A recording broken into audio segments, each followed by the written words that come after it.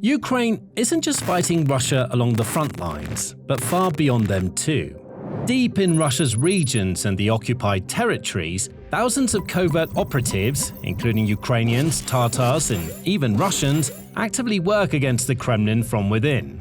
Together, they form the Atesh unit, and they've made it their mission to disrupt the war by any means necessary. From sneaky sabotage tactics to insider intelligence sharing, these brave agents provide invaluable services to the Ukrainian army, and the latest successful strikes have sent shockwaves right to the heart of Moscow itself. The Atesh, which is the Crimean Tatar word for fire movement, started in the summer of 2022, soon after the full-scale invasion of Ukraine began. One of the group's representatives, who goes only by the nickname Zoka, explained in an interview with the Center for European Policy Analysis (CEPA) how it all began. A group of pro-Ukrainian activists in Crimea, including Crimean Tatars, had the idea of creating the movement. The war was dragging on, Russia was completely unable to achieve its goals, and it was clear mobilization would be announced. The mobilization turned out to be a boon for the movement, as Russia's commanders made one fatal mistake. They forced people from Crimea to join the Russian ranks. That meant that active Atesh members were able to enter the Kremlin's army, which opened up far more opportunities for sabotage and other covert operations. From there, the movement began to grow, as Zoka notes. From the beginning of mobilization, from the fall of 2022, the first agents of Atesh were mobilized into the Russian army. Some of them joined independently, some of them were drafted. From that moment on, the movement increased. Each person had their own reasons for joining up. Some had spent their lives in law enforcement and had a deep sense of injustice around the invasion, for example. Others were just ordinary people who felt that they had to step up and do the right thing. There have also been members who were more directly affected by the events in Ukraine. Zoka notes, for example, the very emotional story of one man who lost his father in the war and decided to join Atesh to avenge him in some way. While their backgrounds and stories vary, these people all share a common objective: to drive Russia out of Ukraine and bring the war to an end. They go about their mission in a variety of ways. Towards the end of 2022 and into 2023, for example, there were reports of Atesh members and other partisans setting fire to Russian barracks, blowing up National Guard checkpoints, and ambushing convoys. But much of the movement's operations occur not with gunfire and explosions, but in the shadows, with agents sneakily surveilling Russian military sites, defense installations, and enterprises, sharing what they learn with Ukraine. Since the movement has agents in dozens of towns, cities, and regions, from those closest to the front lines all the way to the frosty tundra of Siberia, they're able to collect an enormous amount of intelligence in locations that would typically be quite difficult for Kyiv's forces to access. And that intel has proven to be invaluable on more than one occasion. Indeed, Atesh representatives say that their agents played integral roles in numerous Ukrainian operations during the early stages of the war, including successful attacks on vessels and infrastructure of the Russian Black Sea Fleet around Crimea, like the landing ship Minsk, the submarine Rostov-on-Don, and the Operation Crab Trap attack on the fleet's headquarters in Sevastopol, which resulted in dozens of high-ranking Russian officers being killed. As Zoka explained, our people, activists, and people in the headquarters itself recorded all the ships in Sevastopol Bay, which of them were under repair, which were on training, their training schedules. Thanks to our information, the defense forces were able to strike. As time went by, however, and Russia became increasingly aware of Atesh, the Kremlin's intelligence services stepped up the hunt to find and eliminate any agents in their ranks. As a result, the group had to become smarter, stealthier, and more strategic in its methods. In addition, as Zoka notes, the elevated risk resulted in some people moving away from the movement, fearing for their lives and the safety of their loved ones. In 2022, there was more enthusiasm. A lot of people, driven by emotion, supported us and tried to help in any way they could. The emotions have subsided, and many people who are willing to take risks have left the occupied territories. Now it's more pragmatic, more systematic, more methodical. But it's not because Atesh has gotten a little smaller that it's any less effective. Far from it. In fact, the movement has arguably become even stronger and more impactful over time. In 2024, for example, it orchestrated a project called Bunt, or Riot in English, which involved the creation of a private information channel for Russian military personnel who were reluctant to take part in the Kremlin's suicidal frontline assaults. The channel provides these soldiers with advice on how they can delay or disrupt frontline operations by pouring raw eggs into vehicles' engines, for example. It's a win-win for all involved. The soldiers who follow the channel's recommendations get to stay alive at least a little longer, buying time for a possible escape or desertion. Meanwhile, Ukrainian forces don't have to worry about dealing with quite as many assault groups storming their frontline locations. Soon after the channel launched, soldiers in numerous occupied territories, including Kherson, Donetsk and Zaporizhia, all reached out to the Atesh movement and confirmed they'd followed its advice. They used our methods, learned and made their equipment break down. They didn't go anywhere.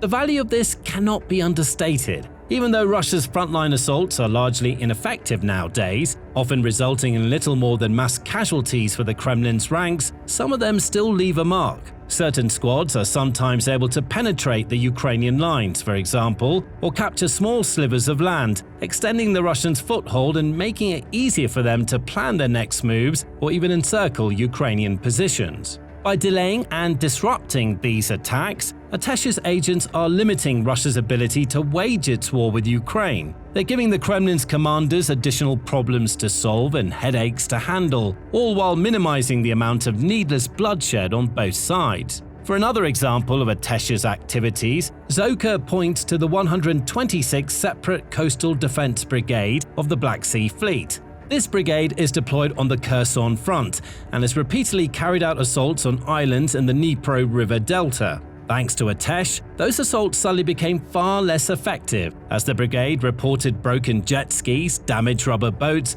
and engines that failed to start, all a result of sneaky sabotage activities within the Russian ranks.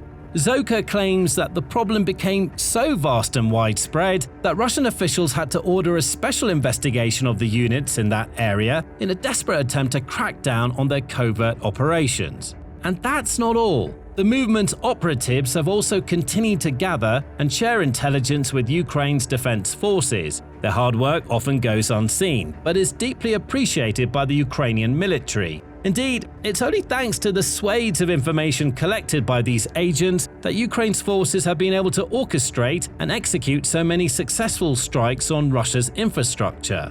Recent years have seen increasing reports of drone and missile attacks on the likes of oil refineries, pipelines, ammunition stockpiles, fuel storage facilities, missile production plants, drone factories, ports, and so on.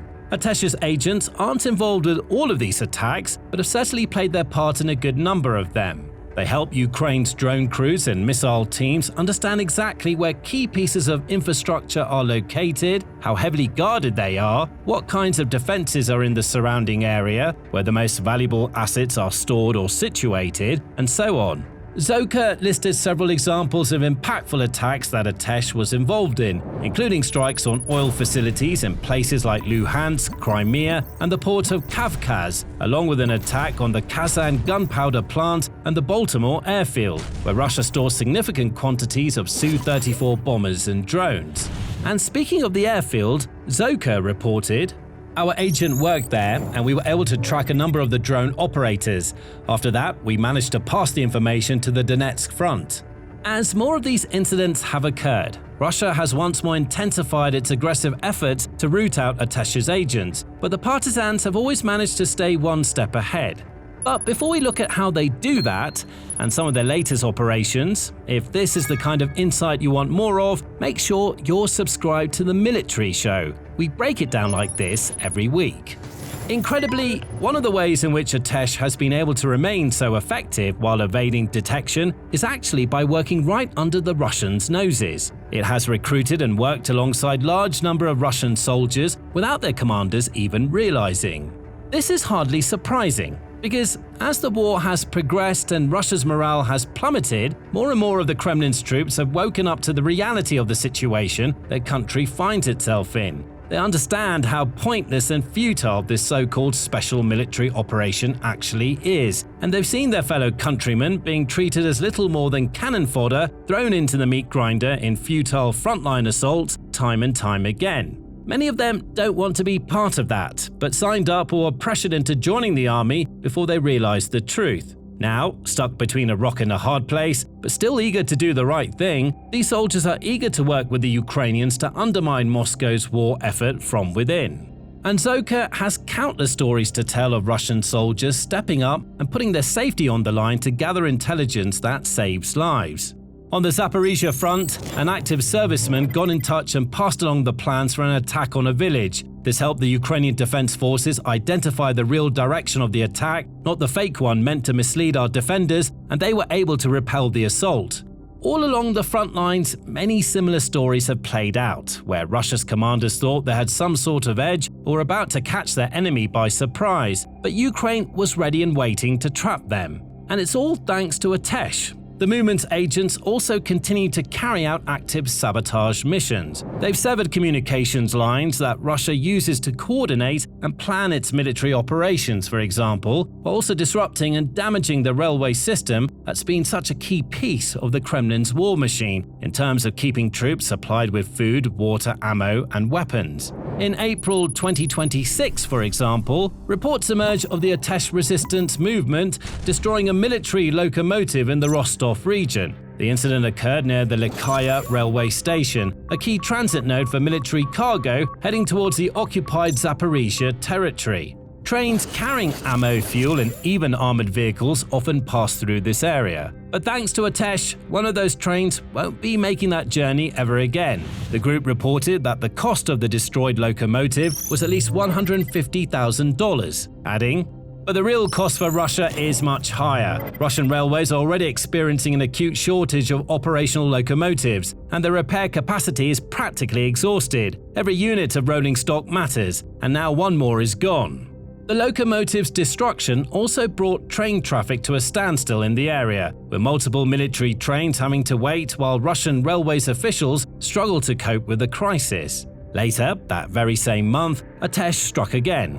According to the movement's own account, a single brave agent managed to infiltrate an electrical substation in the occupied Luhansk region. Once inside, the operative destroyed an electrical transformer. A fire soon broke out, engulfing other pieces of equipment and effectively putting the station out of action. That same station is responsible for energizing a nearby railway hub, which is also regularly used by Russian military supply trains. With the station heavily damaged, the hub also struggled to function, with Atesh reporting several train delays as the occupying forces had to adapt to the situation and seek out alternative supply paths. Again, the end result of this is that important supplies are not going where Russia needs them to go. Frontline forces are being deprived of resources, which not only impacts morale, but also makes it far harder for commanders in these locations to actually plan and carry out their assaults. On their own, these incidents may seem small, but their effects all add up. Each action piles pressure on the enemy's logistics, highlighting the extraordinary and often overlooked value of guerrilla activities on supply chains and coordination. And it's clear to see that Moscow is growing sick and tired of Atesh's antics. The group was officially classified as a terrorist organization back in 2024, alongside other partisan and resistance movements. As a result, Atesh's operatives aren't just being hunted down by local law enforcement officials, but by the highest authorities in the land. Zoka notes that the group has the likes of the Federal Security Service, FSB agents on their tail, along with the Russian National Guard and the main directorate of the General Staff, GRU. And Russia isn't afraid to play dirty in an attempt to track down those who seek to disrupt its operations from within. Zoka notes that the enemy has, for example, set up a range of fake Atesh accounts on social media apps like Telegram. Russian intelligence agents impersonate Atesh operatives on these channels, hoping to lure in people who might want to join the cause before laying traps to catch them in the act. Unfortunately, while many people are savvy enough to avoid falling into those traps, the same cannot be said for everyone. In March 2024, for example, there was an incident in which a 13-year-old boy was tricked by one of these channels. Russian imposters first ordered him to collect photo and video intelligence of a location where Russian forces were temporarily deployed, before upping the ante and asking him to commit terrorist attacks and even prepare a school shooting. As Zoka confirms, the real Atesh would never do anything like that. It's not interested in harming civilians or causing chaos for its own people. Its agents focus purely on military targets, using covert means to disrupt the Russian war effort. Unfortunately, the incident harmed the group's standing, as some people believed Russian media reports that Atesh was really planning terrorist activities. Even some of our agents wrote to us expressing their dissatisfaction, and we had to explain that it's not true. We were being set up. We have moral boundaries. We're not terrorists. Fortunately, the group soon recovered and has since gone from strength to strength. Zoka notes that Atesh has had a flurry of new recruits in the occupied Donetsk and Luhansk regions, which have been under partial Russian control for over a decade now. He believes that many people in these regions are fed up with Russia's occupation, corruption, and failure to deliver on their promises. Indeed, reports show that, despite President Vladimir Putin vowing to liberate the people of the Donbass from fictional Ukrainian oppression, the quality of life for people in these areas has plummeted since Russian troops moved in. In Luhansk, for instance, it's increasingly common for locals to go several months without even receiving payment for their work. Some have even lost their jobs and been replaced by Russians, while many have had their homes damaged or destroyed by the war and have since been left homeless, with Russian authorities failing to provide them with adequate accommodation. As Zoka notes, people are being cheated, they feel offended and want a way to fight the injustice. Russians, too, continue to contact the group in greater numbers as the months go by. They all have their own reasons for doing so. Some are just looking to earn some extra money. Others feel trapped in the Russian army and are looking for any way out. Then there are those who have grown disillusioned with the war or feel as though they were deceived into going to the front. Now, approximately 2,000 agents and informants form this massive movement, which has grown significantly more sophisticated since those early days in the summer of 2022. Agents are now equipped with more advanced security tools to evade detection, like VPNs to cover up their online activities, for example, and burner devices that allow them to keep in touch with other partisans without being found out. Moscow, meanwhile, continues to toil and struggle in its feeble attempts to counteract Atesh's activities, with Zoka noting that, in certain regions, Atesh is classified at almost the same threat level as Ukraine's official intelligence agency, the GUR. As he concludes, they take us very seriously, and so they should.